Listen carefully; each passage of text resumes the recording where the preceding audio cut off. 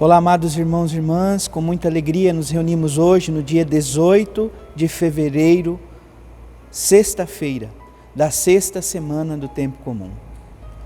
Estamos a cada dia mais nos aproximando da palavra de Deus, aprendendo de nosso Senhor Jesus Cristo o caminho da vida. Você que está chegando agora no canal do YouTube de nossa paróquia, eu te convido a se inscrever, a deixar o seu like, mas sobretudo, compartilhe esse vídeo com alguém que você conheça, para que o Evangelho alcance mais corações. Iniciemos este momento em nome do Pai, do Filho e do Espírito Santo. Amém. A graça e a paz de nosso Senhor Jesus Cristo, o amor do Pai e a comunhão do Espírito Santo esteja sempre convosco. Bendito seja Deus que nos reuniu no amor de Cristo. O Evangelho de hoje, amados irmãos e irmãs, se encontra em São Marcos, capítulo 8, versículos de 34 ao capítulo 9, versículo 1. O Senhor esteja convosco, Ele está no meio de nós. Proclamação do Evangelho de Jesus Cristo segundo Marcos. Glória a vós, Senhor. Naquele tempo, chamou Jesus a multidão com seus discípulos e disse: Se alguém me quer seguir, renuncie a si mesmo, tome a sua cruz e me siga. Pois quem quiser salvar a sua vida, vai perdê-la, mas quem perder a sua vida por causa de mim e do Evangelho, vai salvá-la. Com efeito, de que adianta o homem ganhar o mundo inteiro se perder a própria vida? E o que poderia o homem dar em troca da própria vida? Se alguém se envergonhar de mim e das minhas palavras diante dessa geração adúltera e pecadora, também o Filho do Homem se envergonhará dele, quando vier na glória do seu Pai com seus santos anjos. Disse-lhes Jesus: Em verdade vos digo, alguns dos que aqui estão não morrerão sem antes terem visto o reino de Deus chegar com poder. Palavra da salvação. Glória a vós, Senhor. Amados irmãos e irmãs, hoje então nos deparamos com o Evangelho de São Marcos, a conclusão do capítulo 8º, o início do capítulo 9º. Lembrando um pouco aquilo que ouvíamos no dia de ontem, por meio do Santo Evangelho, Jesus, nosso Senhor Jesus Cristo, que está junto aos discípulos e no caminho pergunta a eles estão a caminho de Cesareia de Filipe, e pergunta aos discípulos: quem dizem os outros que ele é? Depois, voltando aos seus discípulos, pergunta quem é ele para os discípulos. Pedro, então, responde em nome dos 12 que Jesus é o Messias, o ungido de Deus. Logo em seguida, Jesus começa a apresentar como é, então, o messianismo, como ele é o ungido de Deus. Não ungido glorioso, não ungido triunfante, mas ungido o servo sofredor, aquele que vai dando a sua vida como uma ovelha, vai ao matadouro. Pedro não aceita junto aos discípulos esta visão, não querem aceitar em hipótese alguma esta realidade de que o ungido de Deus deveria sofrer e morrer.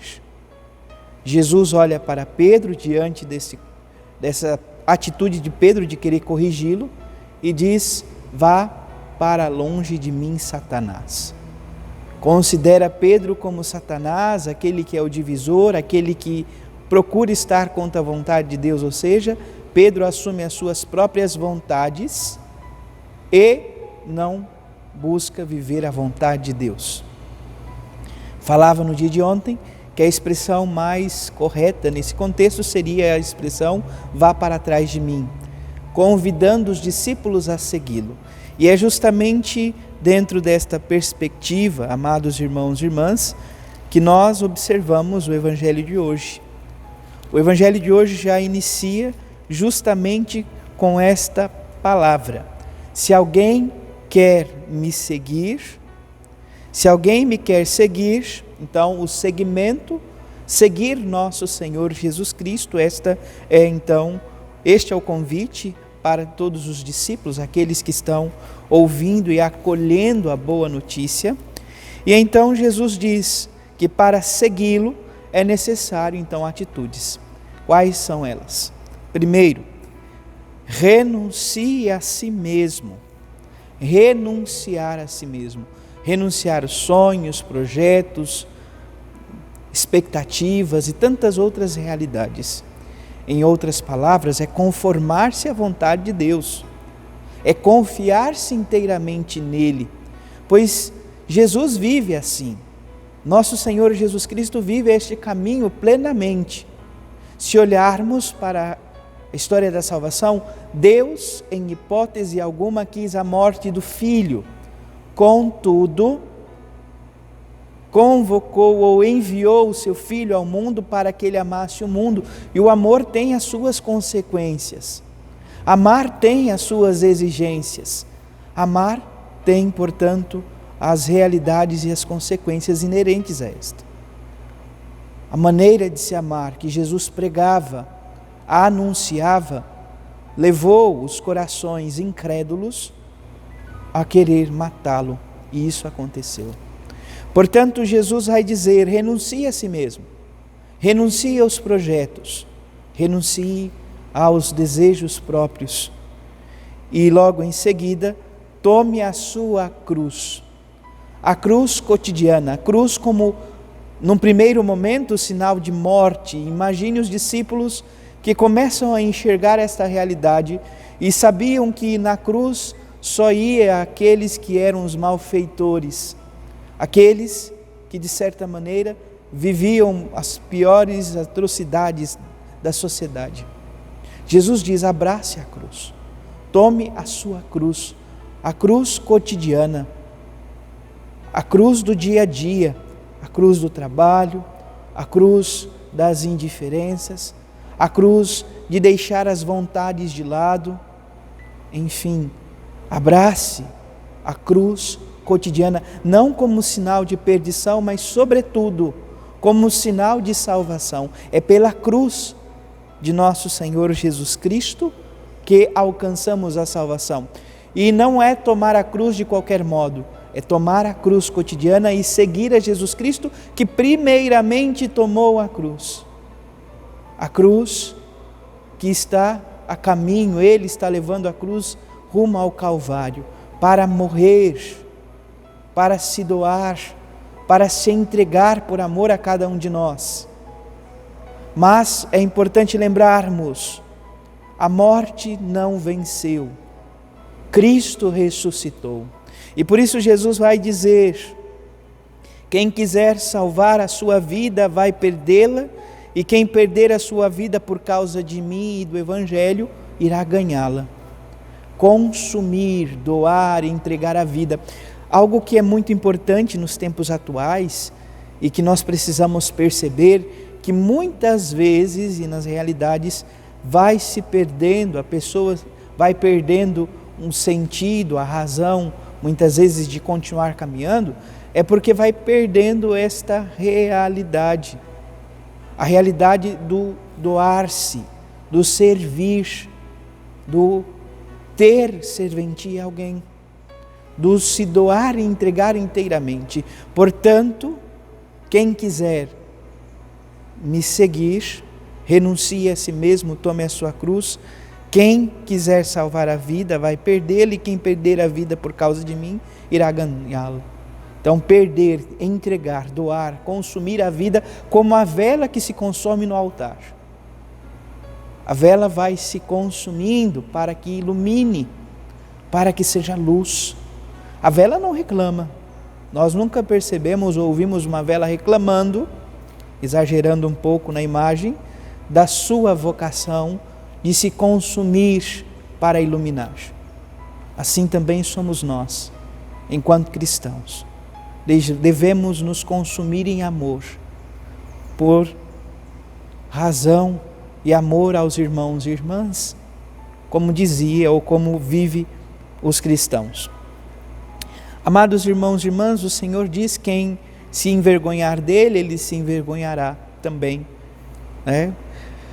E olhando ainda para o contexto das leituras de hoje, a primeira leitura da carta de Santiago nos traz então uma continuidade daquilo que ouvíamos na quinta-feira.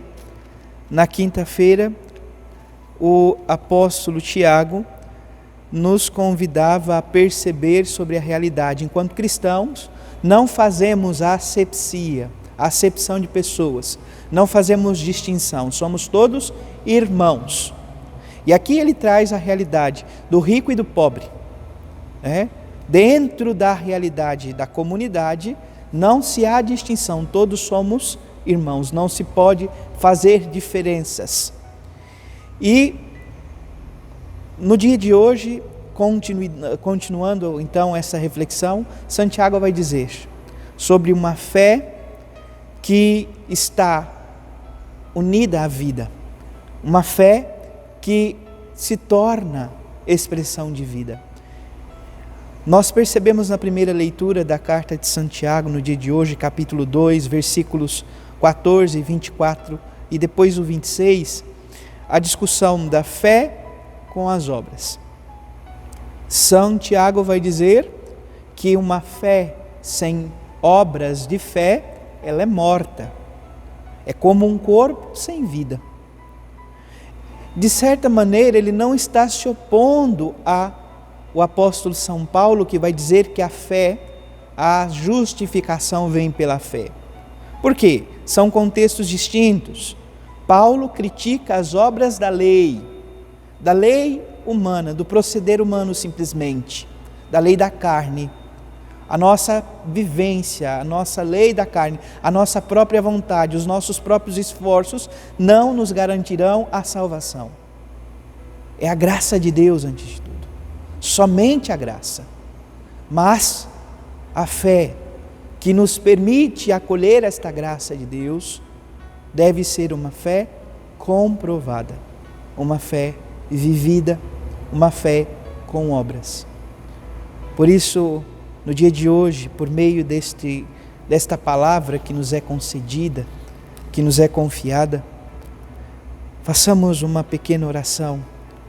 Senhor Jesus Cristo, vós que nos chamais a segui-lo, renunciando a nós mesmos, abraçando a cruz cotidiana e seguindo-o, para que assim possamos encontrar a vida, pois quem quiser salvar a própria vida vai perdê-la, e quem perder a vida por causa de mim e do Evangelho irá ganhá-la, diz a cada um de nós hoje.